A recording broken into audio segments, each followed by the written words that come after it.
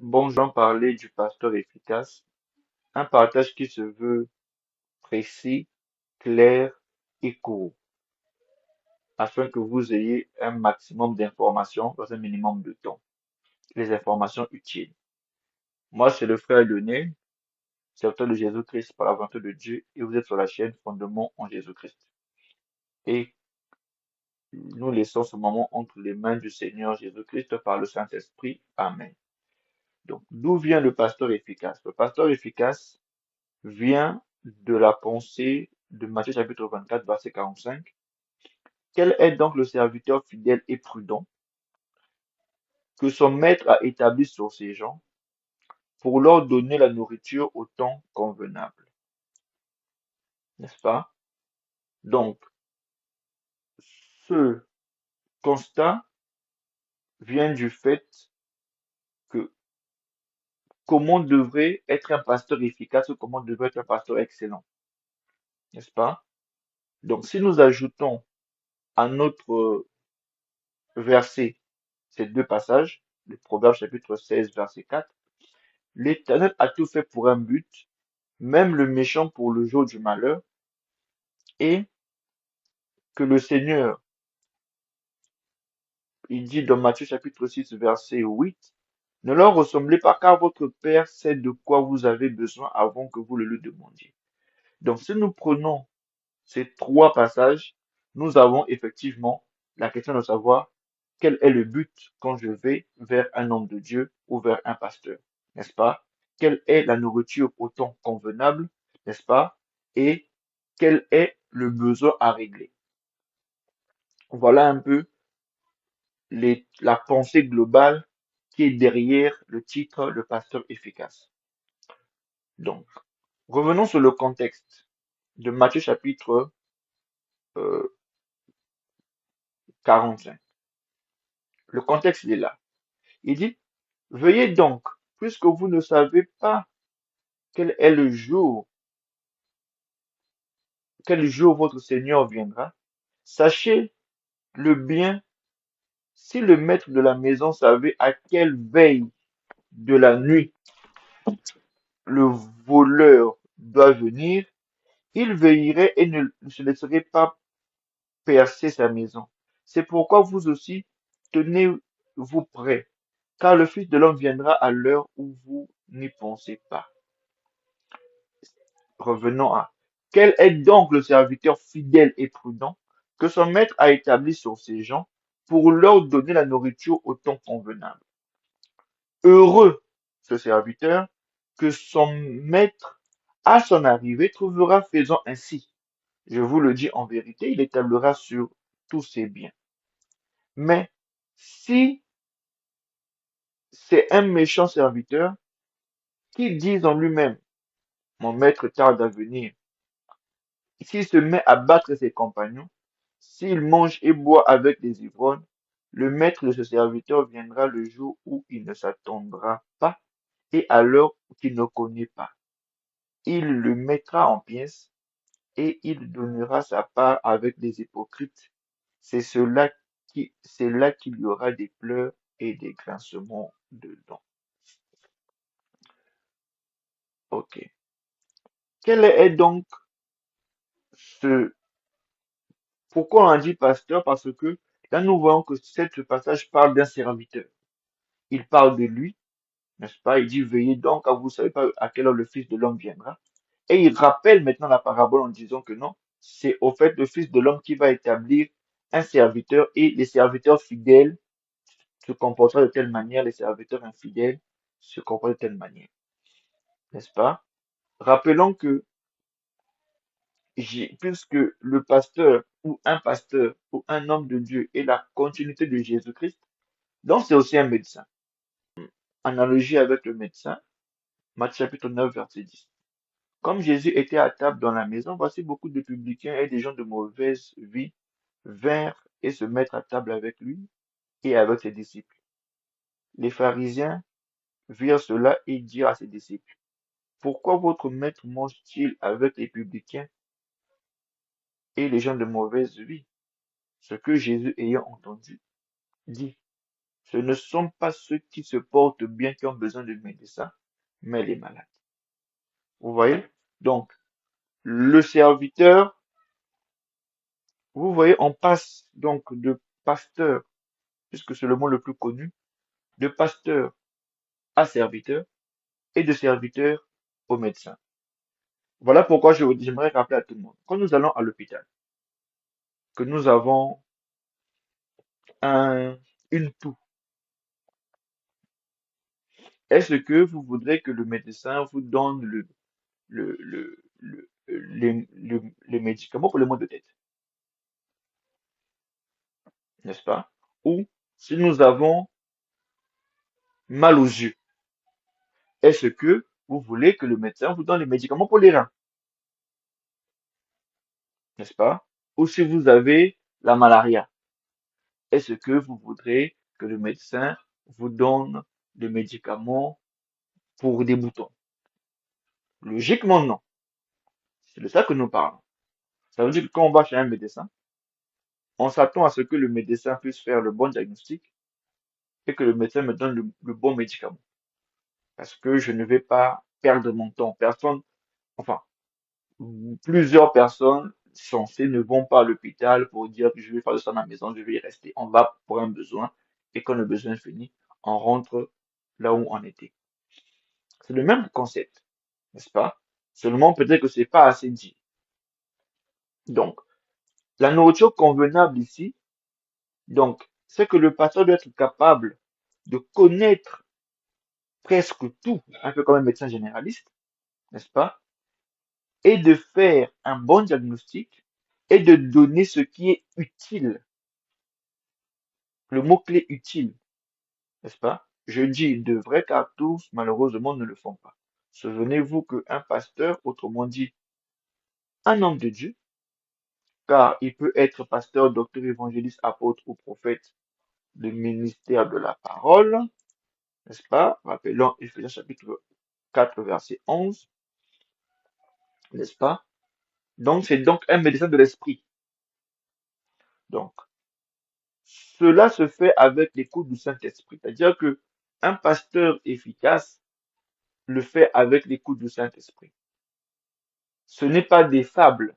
C'est que si le Saint-Esprit fonctionne très bien, si moi je viens par exemple chez vous, vous prêchez par exemple sur, je sais pas moi, je peux arriver et que pendant que je suis là, je suis amené à aller vers autre chose, n'est-ce pas? J'ai pris des, je dois être capable de diagnostiquer le problème du peuple qui est en face de moi, pas le problème commun, ou diagnostiquer le problème qu'est la personne en face de moi, ce qui est beaucoup plus facile, n'est-ce pas? Et de donner la solution et qu'il y ait des résultats, n'est-ce pas? Parce que malheureusement, comme on dit ici, beaucoup, n'est-ce pas? Cela se fait avec des coups de Saint-Esprit et ce sont les résultats qui parlent.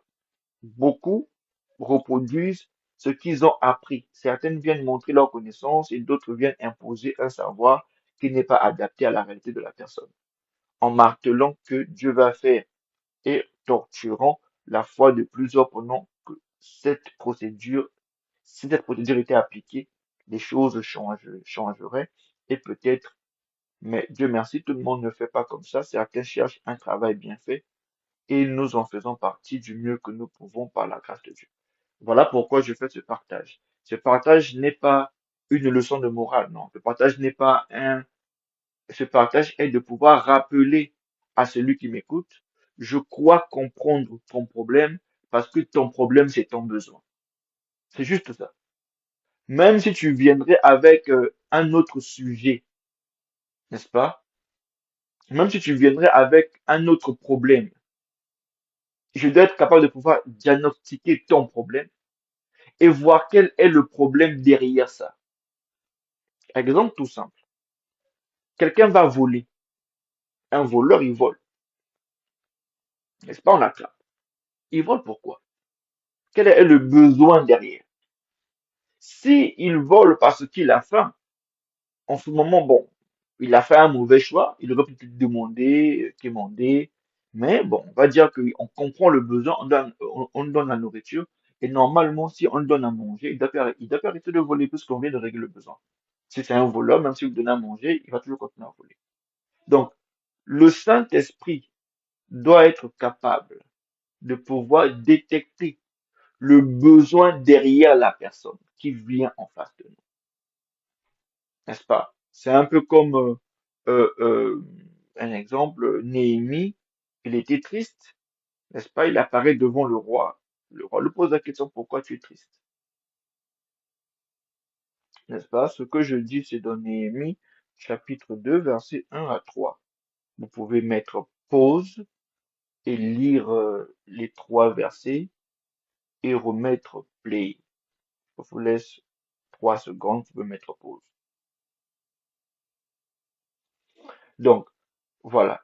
Donc, rappelons donc que le médecin, le pasteur est un homme de Dieu et l'homme de Dieu est un médecin. Et que le médecin doit être capable de pouvoir diagnostiquer.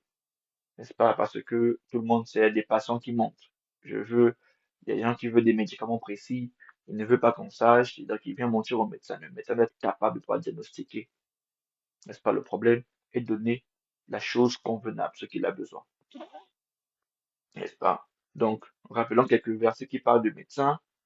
Ce que Jésus a entendu, on a déjà lu ça, c'est, ce, ce ne sont pas Ce ne sont pas ceux qui se portent bien qui ont besoin de médecins, mais les malades. Voilà. Donc, je vous ai donné ce long passage au début que pour comprendre le contexte, n'est-ce pas? Et un autre passage où on parle de Jésus comme médecin, Jésus leur dit sans doute, vous m'appliquerez. Il dit, vous m'appliquerez. Ce, ce proverbe, médecin, guéris-toi toi-même et vous me direz, fais ici dans ta patrie tout ce que nous avons appris que tu as fait à Capernaum. Donc, Jésus parle de lui en tant que médecin. Et si Jésus est un médecin, ça veut dire que les serviteurs de Jésus sont aussi des médecins, des co-médecins, si vous voulez. N'est-ce pas? Donc, parce que le ministère de la parole, c'est la continuité de Jésus dans les hommes, pour faire ça, n'est-ce pas? Ou même, il y avait même dans la loi de Moïse que l'homme de Dieu était un médecin, ou était semblable à un médecin. Jérémie 8, 22 en parle. N'a-t-il point de baume à Galade? N'a-t-il point de médecin? Pourquoi la guérison de ma fille, de la fille de mon peuple, ne se perd-elle pas? Là, il parle d'Israël, n'est-ce pas? Si vous lisez tout ce passage-là, il parle d'Israël. Donc, juste pour rappeler, des fois, les concepts qui peuvent échapper, qui sont simples. Donc, et ici aussi, nous allons rappeler, n'est-ce pas, l'homme de Dieu, le pasteur, parce que le titre, c'est le pasteur efficace, n'est-ce pas? Ici, euh, le verset phare, c'est ça, en fait. Il a donné aux uns comme apôtres, aux autres comme prophètes, aux autres comme évangélistes, aux autres comme pasteurs et docteurs.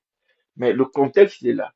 Il dit, celui qui est descendu, c'est le même qui est monté au-dessus de tous les cieux, et afin de remplir toutes choses.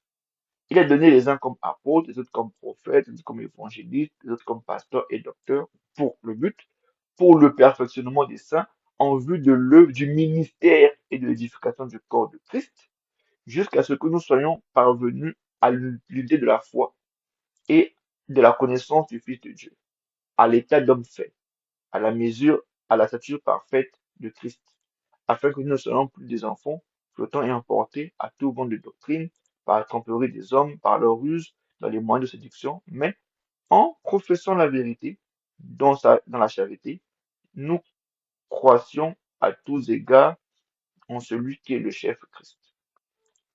Voilà. Donc, je pense avoir fini ici. Donc, en résumé, n'est-ce pas, ce quelques partages montrent ou rappellent le besoin primaire, n'est-ce pas? C'est comme les 5 pourquoi. Pourquoi nous amène à forcément à ce besoin-là. J'ai un besoin que je vais pas demander au Seigneur. Parce que généralement, quand on va au Seigneur, on demande. Donc, j'ai un problème. Rares personnes vont aller pendant une semaine devant Jésus-Christ et dire que merci sans poser un problème. Je sais pas, ils sont rares, n'est-ce pas? Donc, généralement, quand on va au Seigneur Jésus-Christ, on va pour lui dire merci et on va poser un problème. On peut dire merci un, deux jours, trois jours, quatre jours. Le cinquième jour, on finira par poser un problème. Donc, quand on va, on a des besoins qu'on veut régler. Et Dieu le sait. Christ le dit ici, n'est-ce pas? Et le premier verset que j'ai montré, il dit ici, n'est-ce pas? Ne leur ressemblez pas car le Père sait de quoi vous avez besoin avant que vous le lui demandiez. Donc, la simple raison que le besoin passe avant le désir, n'est-ce pas? Par exemple, nous avons ce genre de situation où je commence à dire quelque chose avant d'avoir fini mon problème, quelqu'un complète ma phrase, n'est-ce pas? Ce sentiment où j'ai été compris sans même m'exprimer, n'est-ce pas? Donc, c'est là que nous devons arriver. C'est-à-dire que avoir regardé quelle est la personne qui arrive quand je m'approche à comprendre mes problèmes, enfin, pas forcément en détail, mais à comprendre un peu mon besoin et à donner des pistes de solutions, n'est-ce pas? Parce que un homme de Dieu mature, ça veut dire que quand il devient mature, un homme de Dieu, il doit être capable de faire ça. C'est une formation, en fait. Il doit être capable de faire ça. S'il n'a pas le recul de le faire lui-même, comme je le fais avec vous, ou je partage avec vous ma connaissance, il doit être capable par le Saint-Esprit lui dire, n'est-ce pas? On va prendre un exemple. Je vais mettre pause, on va prendre un exemple. Donc, cette histoire de deux rois, n'est-ce pas? Le chapitre 4, verset 8 à 37, n'est-ce pas? Donc, nous explique une femme qui avait reçu le prophète Élisée et dont le prophète Élisée avait euh, cherché le besoin, n'est-ce pas? S'il vous plaît, permettez-moi de pouvoir lire ça parce qu'on va finir par là. Parce que c'est très important de pouvoir un peu comprendre ce que nous disons en exemple. Donc, un jour, Élisée passa à Sunem. Il avait une femme de distinction qui le pressa d'accepter à manger. Toutes les fois qu'il passait, il se rendait chez elle pour manger. Elle dit à son mari, voici, je sais que cet homme qui passe tous les jours chez nous est un saint homme de Dieu. Faisons-lui une petite chambre avec des murs et mettons-y pour lui un lit, une table, un siège et un chandelier, afin qu'il se retire quand il viendra chez nous. Élisée étant venu à Sichem, il se retire de la chambre haute. Donc, premièrement, là, la femme a identifié le besoin de la personne.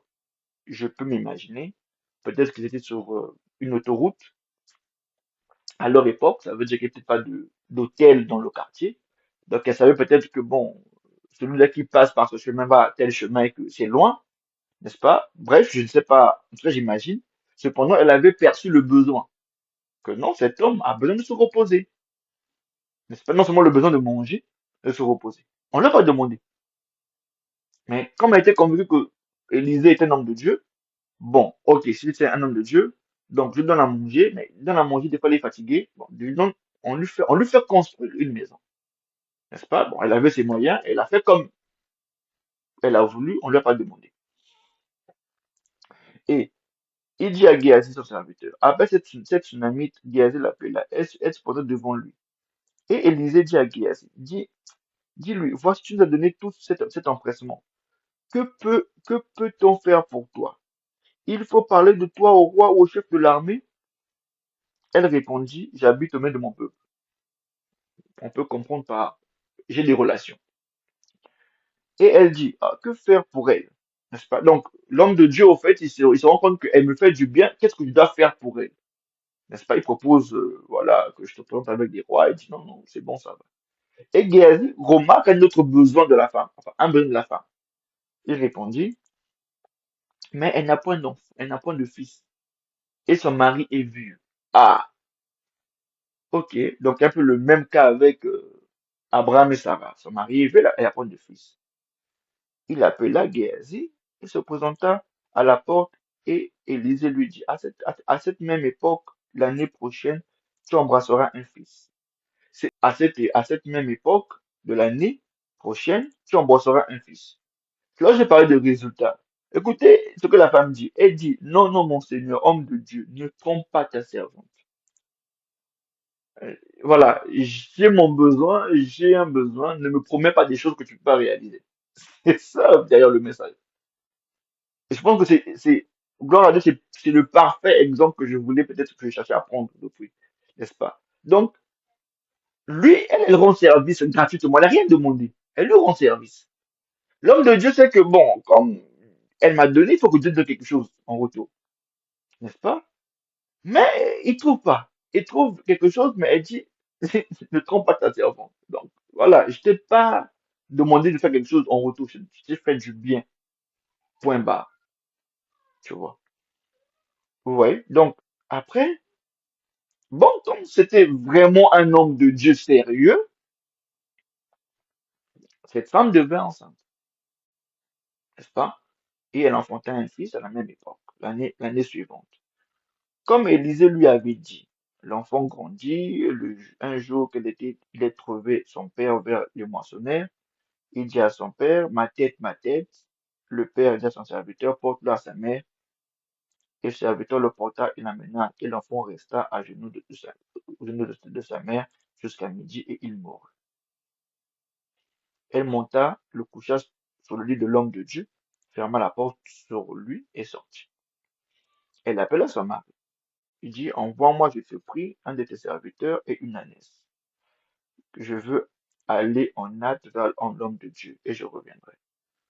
Il lui dit, pourquoi tu veux aller vers lui? Ce n'est ni la nouvelle lune, ni le sabbat. Elle répondit, tout va bien. Elle connaissait sûrement son mari. Ah, si je lui dis là, ça va mal finir. Donc, comme tout ça c'est à cause de moi, ok, donc je vais le régler tout seul. Bon, ce qui n'est pas forcément une bonne idée parce que, on veut dire à son mari. Cependant, c'est que elle a trouvé par ce moyen-là, par le Saint-Esprit, en tout cas Dieu l'a inspiré de procéder comme ça, puisque c'est écrit. On va dire gloire à Dieu. Vraiment, c'est pour cela c'est pour des basiques, en fait. Pour ceux qui viennent de commencer la parole nouvellement. Pour comprendre un peu les points clés de l'évangile ou de comment fonctionne la foi chrétienne. La foi en Jésus-Christ. Elle fit lever l'ânesse et dit à son serviteur, mène et part. Ne m'arrête pas en route sans que je te le dise. Elle partit donc et se rendit vers l'homme de Dieu à la montagne de Carmel. Voilà.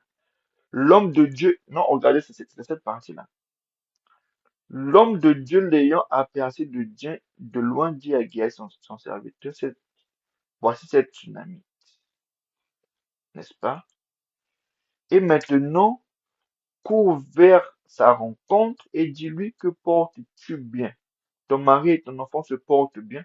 L'homme de Dieu, quand il voit la tsunami, comme il est dit, voilà, il se dit, voilà, bon, tout va bien, c'est qu'il me rend visite. En tout cas, il se pose pas de problème. Elle répondit bien. Là, c'est répondu à Géasi, au serviteur bien. C'est cette partie-là. Dès qu'elle fut arrivée près de l'homme de Dieu sur la montagne, elle embrassa ses pieds. Elle s'approcha pour la repousser, mais l'homme de Dieu dit, laisse-la. Donc, en ce moment-là, maintenant que le Seigneur, voilà pourquoi je parle du Saint-Esprit. Le Seigneur lui révèle son besoin même avant de pouvoir parler. C'est ça qui est intéressant. C'est-à-dire que, comme j'ai dit, on peut venir, j'ai fait un programme, on a un sujet, mais je sens que non, je dois prendre ce chemin-là. Je ne sais pas pourquoi, mais on m'a dans ce chemin. Donc, avant que cette femme-là ne parle, l'homme de Dieu, Élisée, a ressenti le besoin de la dame avant qu'elle parle. D'où il dit, laisse-la, car son âme est dans l'amertume, et l'Éternel me l'a cachée, et ne me l'a point fait connaître. Là, on peut peut-être lire le reste.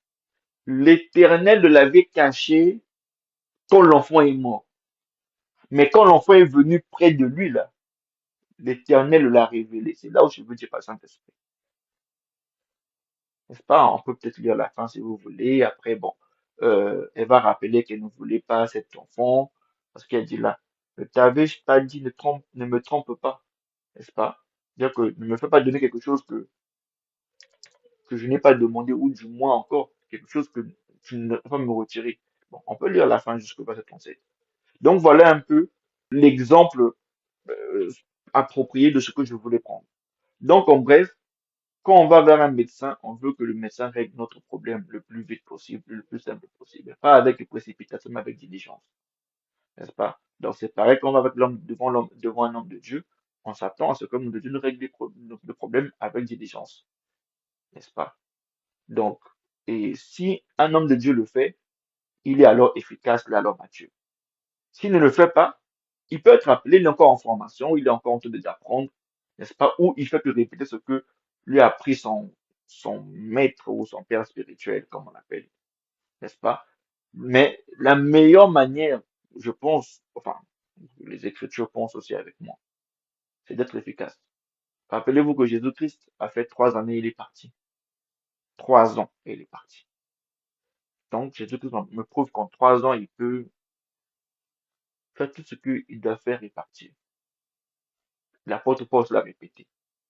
Voilà. Que Dieu vous bénisse. J'espère que ce partage, je crois que ce partage vous a apporté un plus, non pas pour vous, peut-être que vous êtes déjà maître dans ces choses, mais pour au moins un proche qui va sûrement l'écouter en disant, voici, voilà, le frère Lionel, l'homme de Dieu, a dit ce que je te disais, mais voilà, que tu me croyais pas, la preuve est là. Ok. Que Dieu vous bénisse et à un nouveau partage. Ciao.